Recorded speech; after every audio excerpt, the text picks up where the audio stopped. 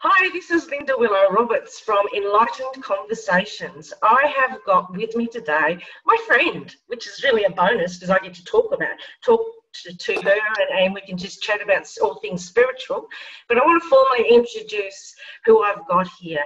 Kerryn McNamara Slater has got, she's from Holistic Essentials Therapy and Consulting. She's an international psychic medium, a Reiki master, teacher, a speaker, a meditation facilitator, and a spiritual counsellor, and she's got lots of things behind her.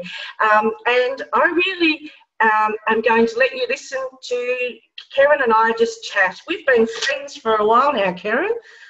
We have. Hi, Linda. Thank you for having me. How are you? Grateful. Thank you. Oh, you're welcome. Gee, we've had some fun times. We've done some things. We were in London together and just pottering around, and we did the Sacred Site tour in England together, and we've done been in our Soul Change tour when we went to New Zealand. So you and I have you know, I think you're my soul sister, and I just love connecting with you. Absolutely.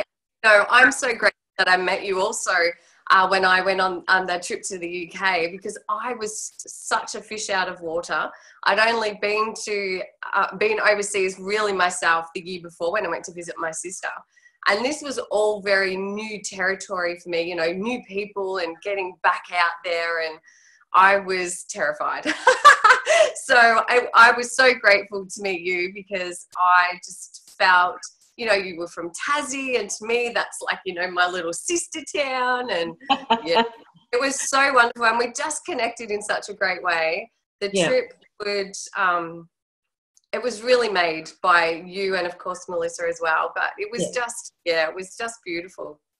Oh, look, you took us on with your internal antenna of all things Arthur and Merlin and kings and queens, and it was just amazing. The Knights Templar. I know, remember that. I really have a really good spiritual GPS. So, and I can remember like times years ago going, where are you going? And I'd go, I don't know.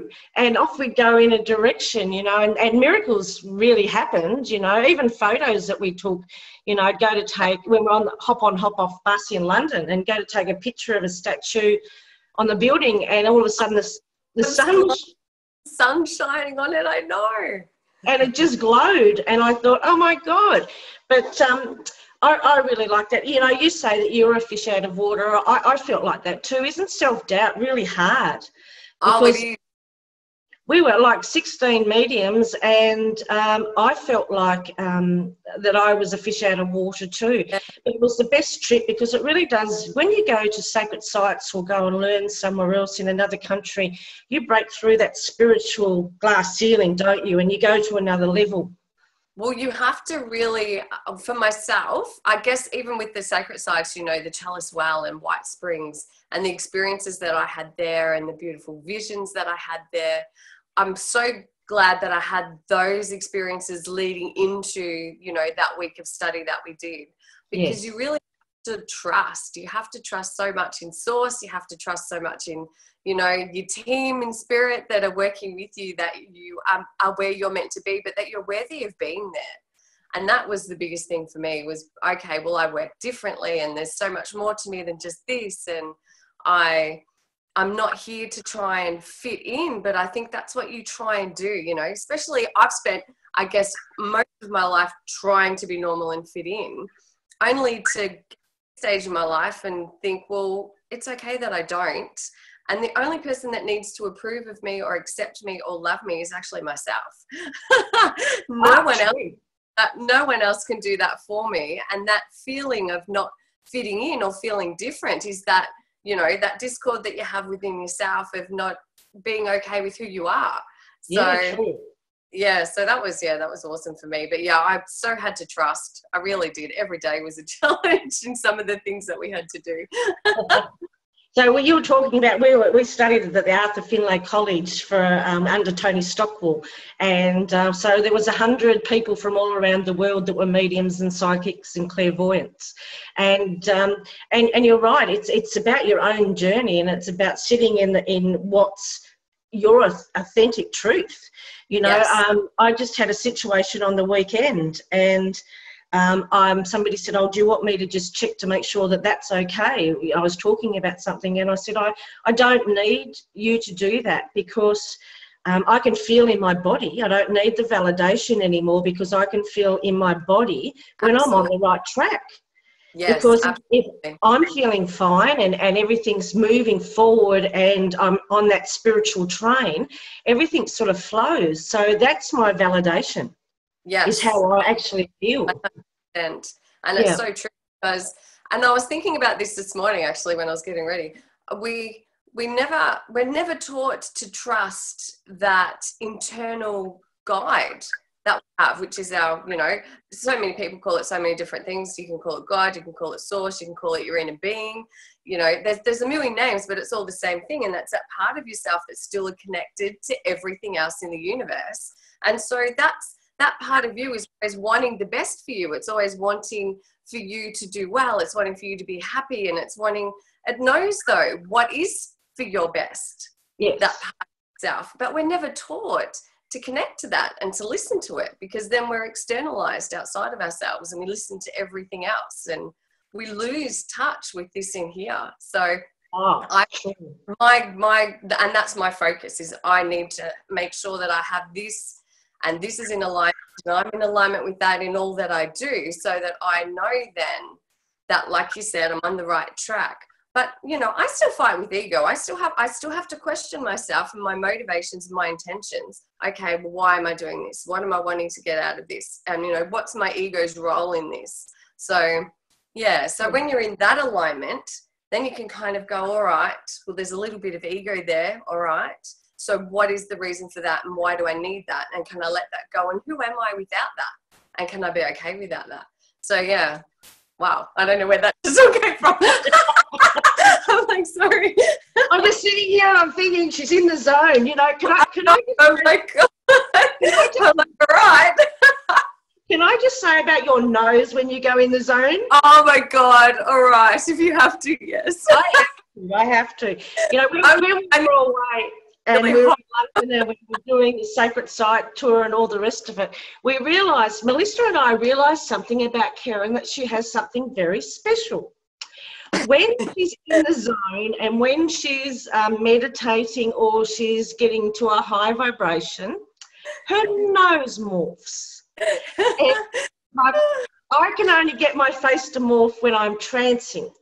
But Kerryn has the ability to go in the zone and her nose morphs to the point you look, and then you look, that's not my, and then you'll take a picture and she'll go, but that's not my nose. So we've actually experienced that, and so I reckon that's pretty cool though. That's your spirit GPS. Like, it absolutely is.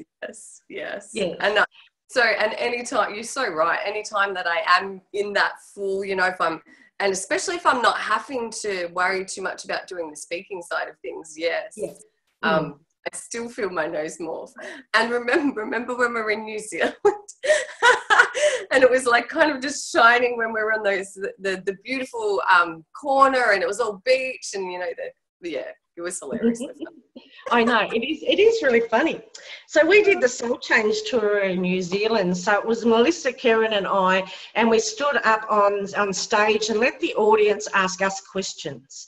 So we're all mediums and psychics and clairvoyants, and we all have our different tags on.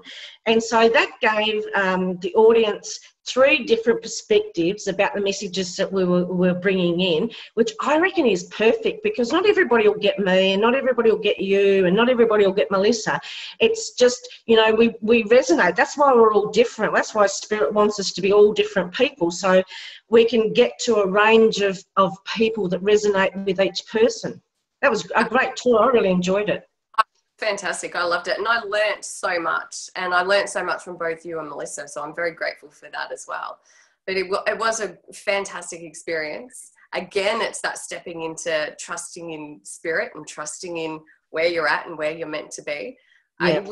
It was fantastic. But you're so true too in what you're saying, is that there's this, often people think, oh, you know, there's I want to talk about the competitiveness, because, you know, sometimes there can be competitiveness in the work that we do, but and I just think there are a billion people on this planet, and we all vibrate at a different vibrational frequency. We're all in a different place in our lives. We've all had different life experiences.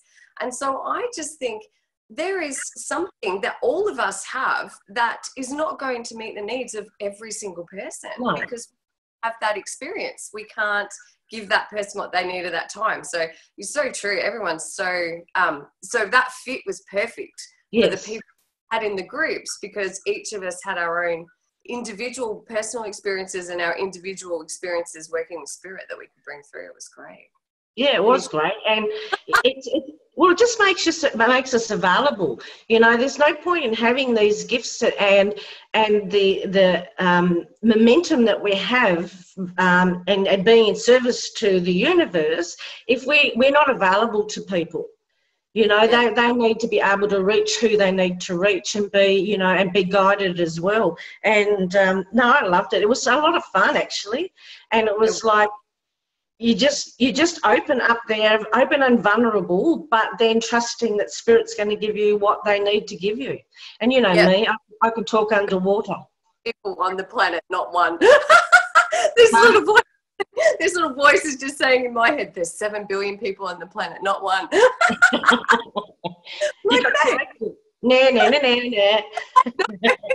It's like, yes. Well, they like to play. They like to, you know, make sure that you're doing what you're meant to do, aren't they? Yeah.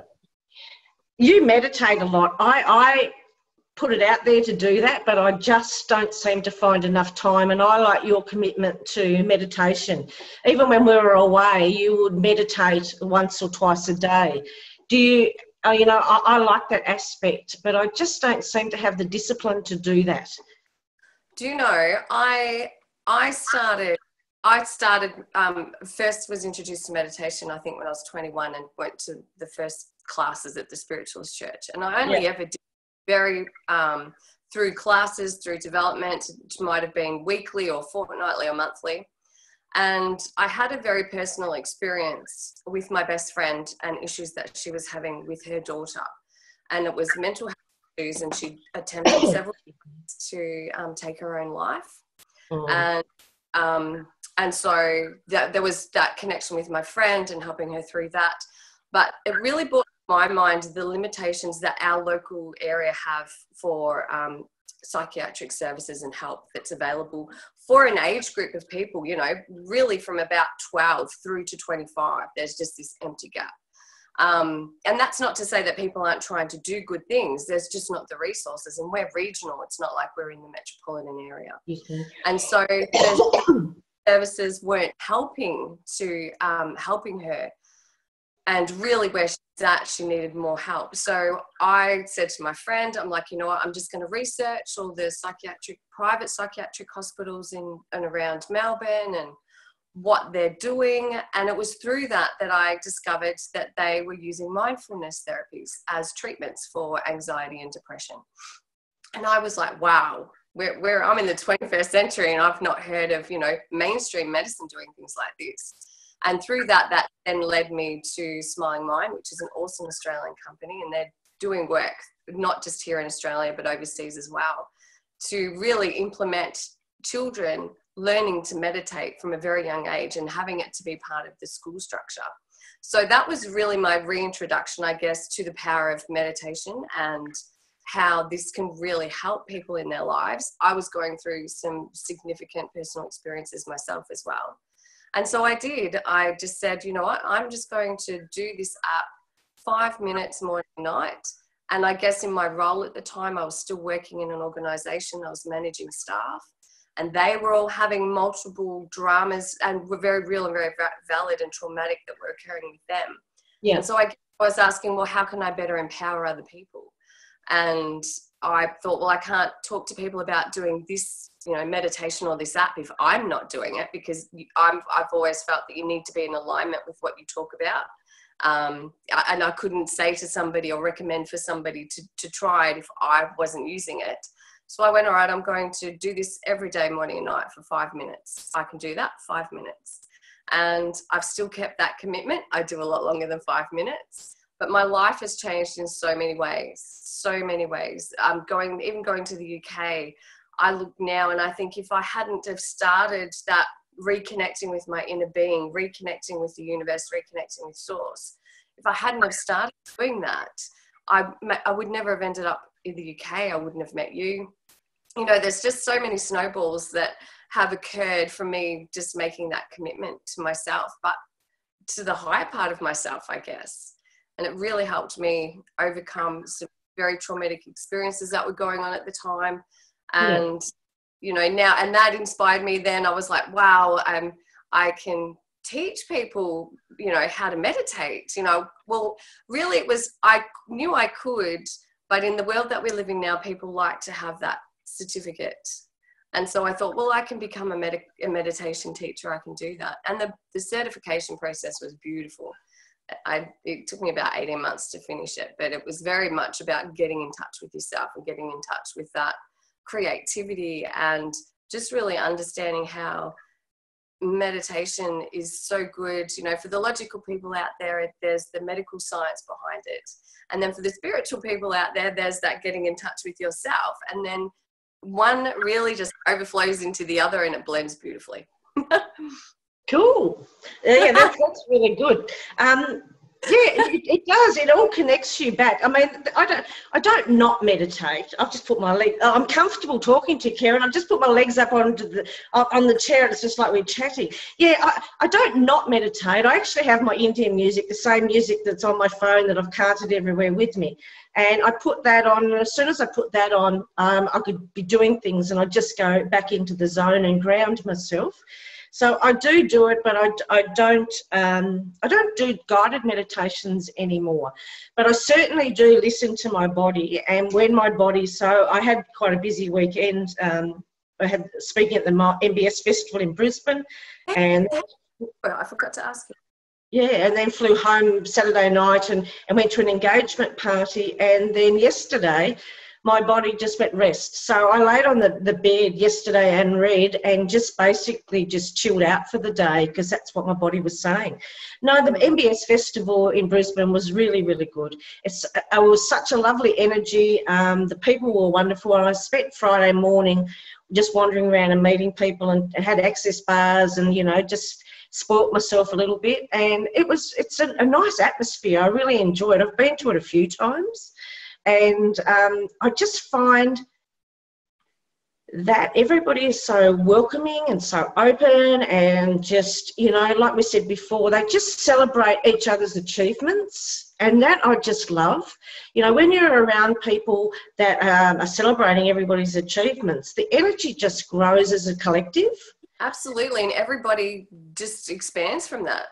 Yeah, and so when I was talking, I said, you know, if we're all sitting here and we're all in the now and we're all opened our heart, our energy is just growing. And that's, you know, sitting in that energy, which I know from like John of God, when there's that many people vibrating at that loving energy, you're healing people that's sitting there and that you're around.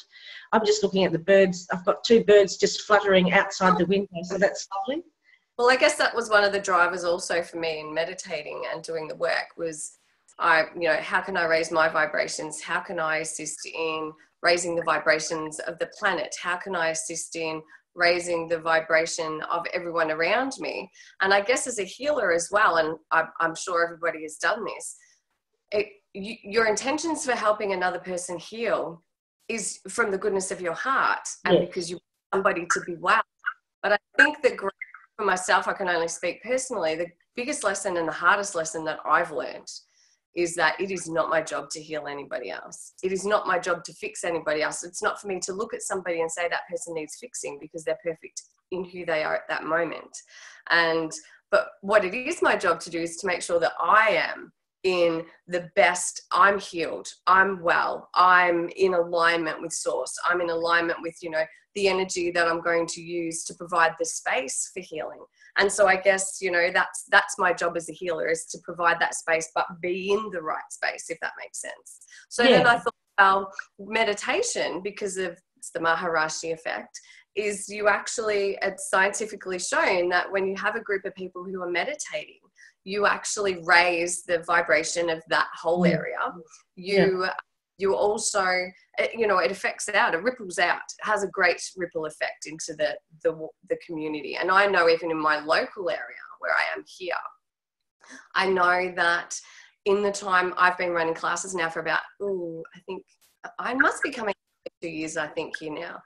And I know that anyone that comes to this space, it's just like they get out of the car and they're like, oh, it's so beautiful and so peaceful. And, you know, and so that's them picking that up before they even get in here. So I just think my neighbours are so lucky and the street's so lucky, because I run 3 classes a week here now for meditation classes. So as well as doing some group sessions. So we're building that energy. So I guess, you know, I'm on a world scale, you know, I'm happy with the contributions that I'm making to improve, I guess, the quality of people's lives, but even just the vibrational frequency or the energy of the planet. And that's my little bit, what I can do. Well, we only ever do what you know, we're only ever doing the best that we can. And so when you go places and there's people there and they're willing to listen, and you're talking about what you know your life purpose is and your passion, it gives you energy, and you just can't help but help people. You know, you draw them in, and that's why when we're in service and we say, you know, bring people that we can help, that they resonate with us. And so we get who we can help, you know, we get the right people for us. And, you know, and it's the same with meeting you and Melissa, and I'd met Melissa before, but I actually asked for my soul family to come in. You know, like I was working spiritually and I love my friends and family dearly, but I wanted to be on the spiritual train 100%. And I asked Spirit to bring in my soul family. And, you know, you showed up and Melissa showed up and different people around the country, or around the world really, showed up, that we just clicked and we resonated, and all on the same sort of level and vibration. And that's the heart space that we hold. And it's when Spirit brings in people that you can resonate with, that as friends, you know, we can be silly, we can laugh, we've giggled in all sorts of different places and just had a really light energy. But just calling in your soul family, I think personally, was the best thing I've ever done. Yes, absolutely. I agree 100%. And I know for myself, you know, I guess I've done this type of work for a long time now, but then you have periods in your life where you just kind of go, you know what, Spirit, I know you're there, but I just can't be in that space right now. I need to figure out what's going on with me. And I had that period out. And so with what happened with my girlfriend's daughter and getting back into that, at the same time I was getting ready to do my master's for the Ascension Reiki. And I knew, I just had this feeling within myself. So it already started with the meditating. I'd committed to that. And I thought, right, so once I do this, all right, Source, Spirit, Universe, I'm completely yours. I'm in service to you for whatever, wherever you want me to be. You just show me where you want me to go. You show me what you want me to do. And I handed myself over. And when you do that, wow, it's amazing. Because they really do, like you said. And you know, it's a lonely journey when you first commit to that, because the people around you, they love you and they love who you are. But then you do become something else because you've spent all of that time trying to be what everyone expects you to be and to fit in, really, don't you? So, yes, I'm so grateful that my soul family showed up as well, because I was feeling quite isolated at that time too, because you can't talk crazy woo-woo talk with people who, you know, they're interested in what you might have to say, but they're not ready, or they're not there, or it's not part of their journey, or they, you know, people don't want to feel silly either because they don't understand what you're talking about. So I'm so grateful because, yes, there was you and there was Melissa, and I've got a couple others now. I've got this little community of spiritual friends that I in the world to me that understand me when I speak, which is fantastic. And notice things changing. Like I really love it. You know, you and I have talked about at different stages, because we both,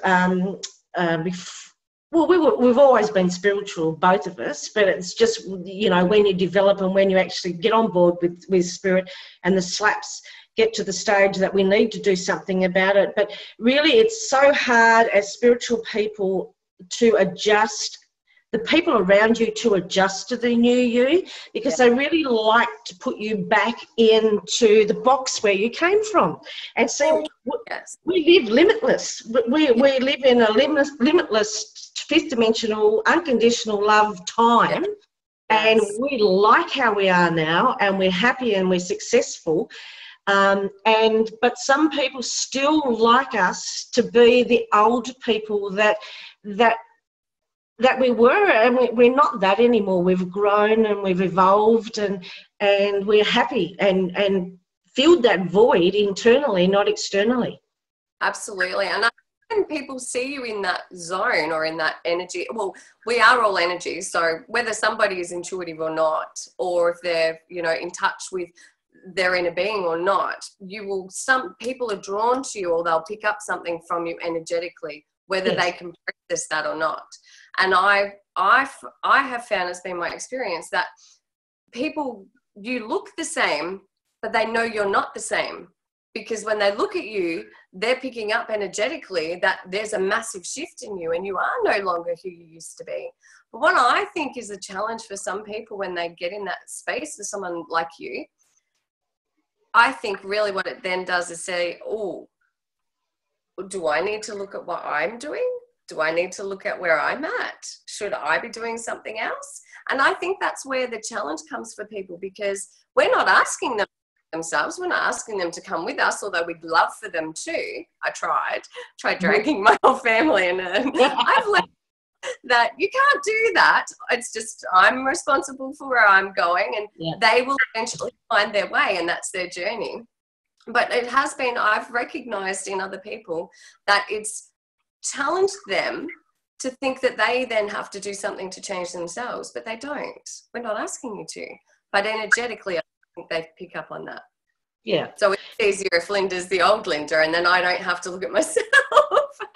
Well, I don't know. Like, I had a lady comment something. I did a live feed on my Facebook page this morning, and a lady said, what a lot of nonsense.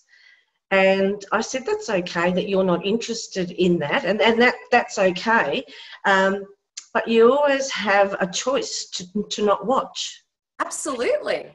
And so it's the same when people don't understand where the energy that we're vibrating at the moment.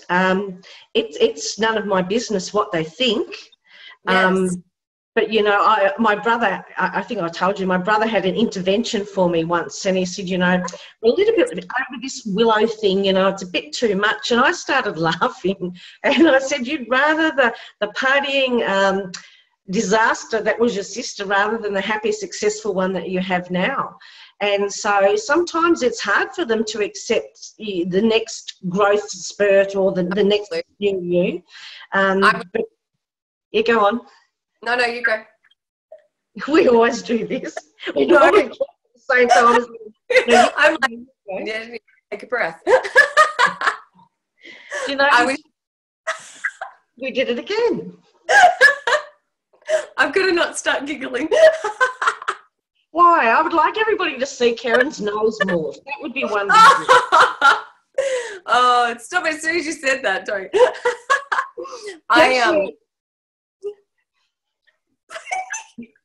What actually happens when I trance, I can actually feel when my face is morphing, and actually you feel pins and needles. And so Kerryn actually feels it, when her nose starts to change, she can actually feel it. Is it pins and needles you feel? No, I literally feel the skin expand. I feel the, I don't know how to explain it. It's like it expands from the inside out. So I actually feel like it moves, like there's pressure from the inside out. Yeah. And it moves like it does all of my forehead now. I actually was doing a Reiki share with one of my students the other week, and she said afterwards, she's like, I looked at your face and went, what's going on? And I'm like, I was in beautiful La La Land, you know, in the arms of the universe in this beautiful healing space. And she's like, nose was doing something weird. So yes, that is definitely me. Yeah. But I was very lucky with the whole moving into this. I was actually brought up quite Catholic, well, not quite Catholic, I was brought up Catholic. And I always had a very, very strong faith. But I actually, I've seen spirits since I was a child. So every night I would go to bed, I felt very unsafe in the world, if that makes sense. Even as a child, I really felt alone. And I'm sure if I could articulate it then, I would have been saying, what am I doing here? There's some mistake. Don't get me wrong, my family's beautiful. And so every night my bedroom door would light up at a glow white, and the same man would always lean against my door. And then spirit literally would walk down my mum and dad's hallway, and they'd wave as they went past. And so I felt very safe then, if that makes sense. Like as soon as I saw that and experienced that, I was like, oh, all right, there's people, like people are there, they're looking up, and there was such love that came through with it. But I verbalized it to my mum, and I think my mum freaked out, this weird child that she has that sees things that aren't really there. And so I think I was conditioned quite young to not talk about it then for a very long time. Yeah. So I did go to the spiritualist church. There was a little bit of, oh, is this a cult? Is this a cult? What's going on? I didn't even know what one was. So I guess I started doing that. My family have, you know, and they've kind of said you were always a little bit weird.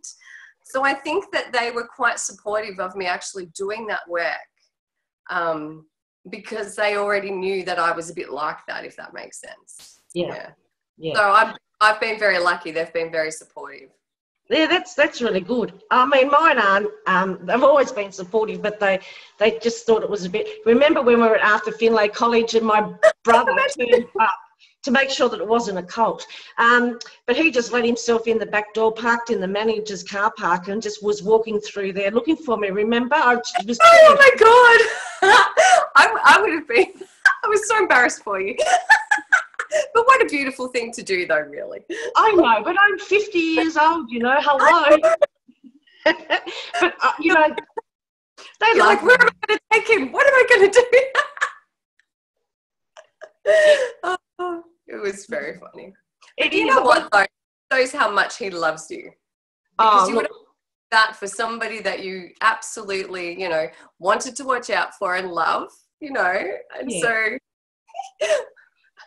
it was funny. I'm the youngest of 7, and I've always felt like loved. There's never a point that I never felt like I was loved, but very early on I could feel things and sense things and see things, and I felt alone in life, even though I was loved and I had so many. We're from a really big family and so many people around me.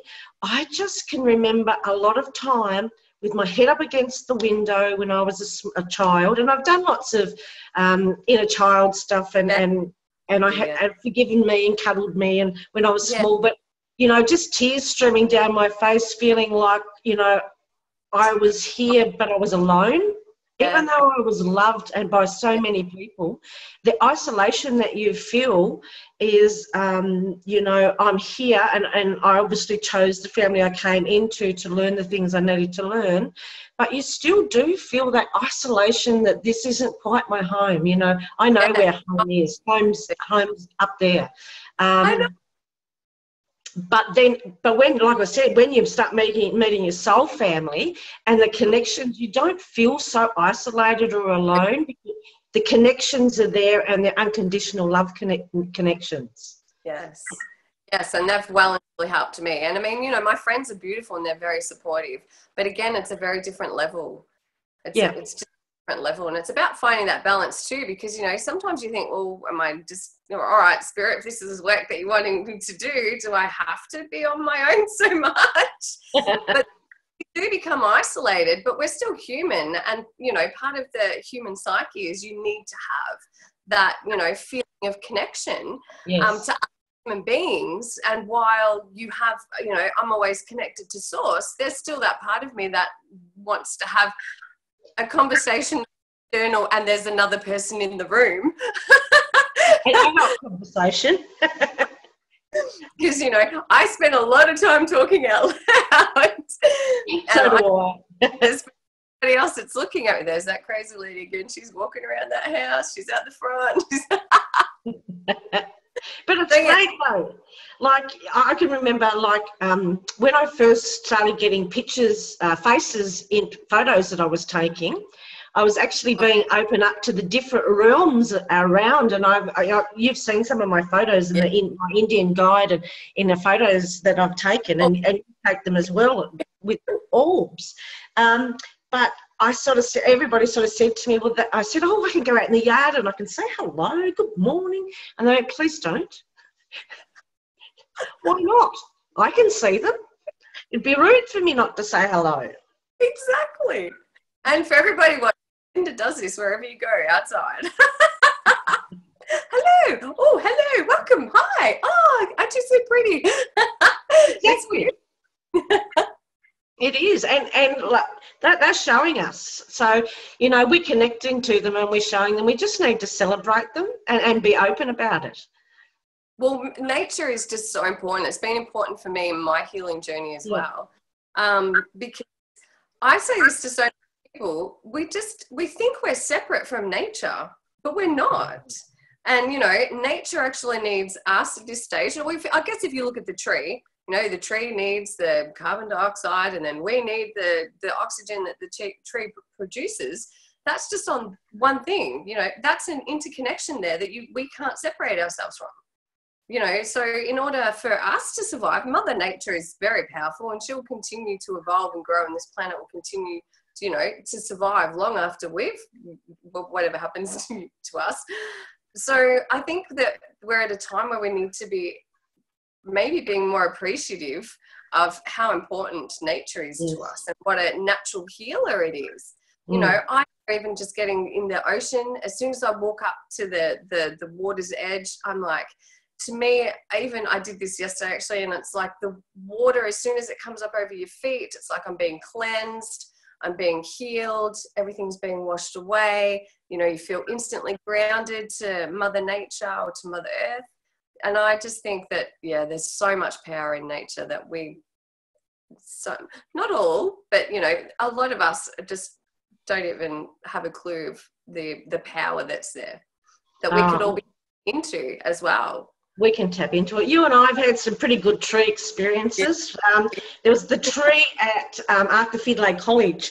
Kerryn, Melissa and I would go outside after lunch and have some time outside and a bit of a break in between the lectures. And we actually found this cute little area, and every time we walked under the branches of this particular tree, we'd all start laughing. It was such light energy and it was fun, and so we sort of figured that we were in like a fairy energy. But we actually sat and meditated on the Avebury, at the Avebury Circle, at the beech trees on the roots, and we did a meditation there, and the knowledge and the energy there was phenomenal, wasn't it? It was just so amazing. And the feeling of compassion and love that comes from nature. You know, like even laying on all of those roots, because all of the root structure of the tree is exposed. And even just the history, you know, of all of the experiences that they would have witnessed, because, you know, there's spirit inside of a tree. It has its own living energy. Yeah, it has its own heart. So that was just so powerful. That was amazing. Such an amazing experience. And that was the ceremony actually we did too. That was beautiful. It was, wasn't it? And then we actually now will we talk about what we got to see that night? No, if you don't think we're weird now, you are going to be. We actually were staying, so we were staying probably about an hour away from Avebury. So in the sort of Wiltshire area, which is the crop circle capital of the world. Okay, so we stayed at the motel, and funny things happened, but anyway, we went outside to take a photo of the full moon and have a bit of a full moon bath before we went to bed. Kerryn and I were sharing a room, and Melissa came out with us, and so I'm snapping, and I took a photo of the full moon. And when we got back to the room and I enlarged the picture, we could actually see something, somebody, an alien-looking thing on one of the poles. And so we could see the head and the eyes, and then the legs went down like that and then back down like that. And Kerryn was like, oh. It was poking its head around. It was, wasn't it? Poking its head around the corner of the pole.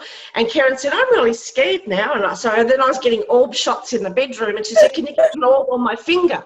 And like, we're mucking around. But, you know, we didn't take it too seriously. We seen it, and we blew the picture up and had a look at it. But the next morning when we got up, we actually walked out ready to get on the bus, and other people were chatting about what they'd seen last night. And we said, you know, what did you see? And they said, we come out to have a look at the full moon before we went to bed, and we seen this thing running across here, and it was fast, and described what it looked like. And I opened my picture and I said, like that? And I went, yeah, that's it. So we just had some really funny and weird experiences, and I'm open, and I work with light beings, and the Palladies come in and you work with light beings, so we're quite open to that. But we just absorbed it all, I suppose, didn't we? We absolutely did. That experience, that was just, it took it to a whole new level. That really took it to a whole new level. And especially for myself, I think too, because I hadn't really experienced orbs in photos. And it was so interesting because I started to get all of the orb pictures in my photos that I was taking, and you could feel the energy and everything else. And when I got home, I went back over my Canada photos from the year before, and what I had actually captured on those photos and never noticed was amazing. So I just think that Linda is the capturer of all things. What's the word? Curious. Unexplainable. Yes. I know. What about, we went to the Knights Templar? So we wanted to go to the Knights Templar in London, didn't we? We had the last 3 days together just looking around London. And we had a lot of difficulty actually finding the Knights Templar because it's in the legal area of London. And so we were looking like for quite some time, I suppose, looking for it. I'm sure we spent a whole day travelling around trying to find it. Yeah, it was hard. And there was all these Pegasus pictures and plaques and things on all the lawyers' doors and what have you. Anyway, we found the Knights Templar, and I was excited to be there. And we spent some time looking at the tombs that they have and things like that. And then the other half of it is a church.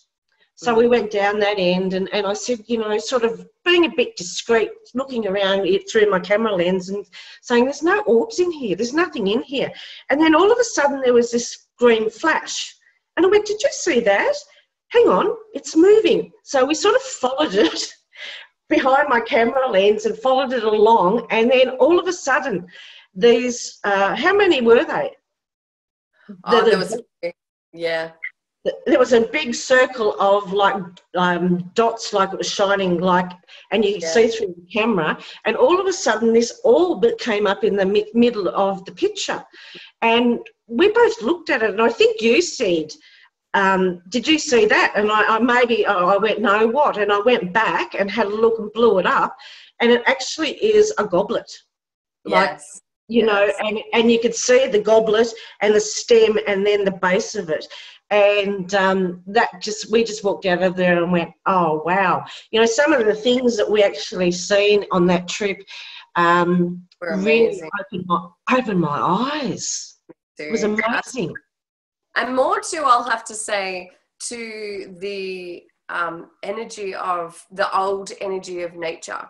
Like I really felt that, especially in the UK, like that, the Yes. power of Mother Nature and the power of the elements. You know, even when we were driving on the bus, and you know, you could feel the energy of there's something in the trees following us, and then I would discreetly go take photos, and there would be there. But I came back from there feeling even a deeper, an older sense of energy. Than what I'd felt or experienced prior to that. So it really did open me up to so much more. I mean, how much has happened in the last, even since then? It's like we've just, the momentum being able to create things it's quickening. I feel that if you think something, it's almost instantaneous in how quickly it arrives to you. So I just think, you know, I'm just trying to keep all of my thoughts in there. Thank you. Being grateful and being blessed for all of the beautiful things and people that I have in my life. And when you live in gratitude and you live from your heart, you get so much more of that in your life. It's great. Yeah, you do. Instant manifestation, and that's what it's all about. We had a fun time in Glastonbury. Geez, I felt like Glastonbury was my home, and I'd come back. But I was telling somebody the other day about that man that drew that Arthurian guide for me. How weird was that? Like, I know. I kept balancing on the floor. I kept saying in all of the shops, "What's wrong with the floors?" I was actually starting to think that maybe I'd gotten some sort of a blood clot from my 24-hour flight to the UK. I'll delete that, but yes. No, well, it's not even an option. And so, but I was thinking, oh, there's something not right. And it wasn't until we went into that shop. I remember I walked around the corner of the counter to go and sit in the seat to get my aura photo done, and I lost my balance. And I said to the people, I'm like, what is going on in this town? Like, what's wrong with all of your shops? And he actually said, there's a vortex right here where you're standing. And he said, most people never even feel it. And then he was talking to me about the ley lines. I'm like, oh, is that why I'm bouncing on all of the shop floors? The power there was incredible. It was amazing. I'll be back tomorrow. It was. Well, I'm going back June and July. But thank you very much for coming on Enlightened Conversations. So what I'd like you to do now is to just let everybody know where they can contact you, your phone number, where you live, what suburb in Melbourne you're at, what you do, what you've got coming up, and just dates and times maybe. Okay, all right. That's not much at all then. So I have a website and a Facebook page, which is Holistic Essentials Therapy and Consulting. So all of my events that I have coming up, they're under the events tab. So I do a regular demonstration, spirit mediumship demonstration night with a good friend of mine, Anne Murphy. And so we've got that coming up this week. Every couple of months I do a sound healing and meditation session so that I can, a wider area of the public can access it, because I'm limited to space in this room. I do have, speaking about that, connecting to the spirit within. So I have a workshop that's coming up in June, Awaken the Spirit Within, which is really just to help people to tap into that spirit within them and to open them up, I guess, to more of their intuitive nature and how they can utilize that in their own life to lead them to where they need to go to help yourself, to rely on yourself for your own resources. My phone number is +613. Oh, I have to write this down. It's 0432 118454. Just drop the 0 off the front. That's how you would contact me. I have an online booking system, so I do in-person appointments or via Skype. And I have free meditations on my YouTube channel, Kerryn.Slater, or under videos on my Facebook page. Wonderful. And I get to see you this week, so I'm really happy about that. So I thank you very much for joining me. If anybody wants to contact me, they can find me on Instagram is roberts.linda, or I am a manifester, Willow Roberts, Willow's Way of Life Facebook page. And thanks, Kerryn, and I love talking to you. You too. Take care. Bye.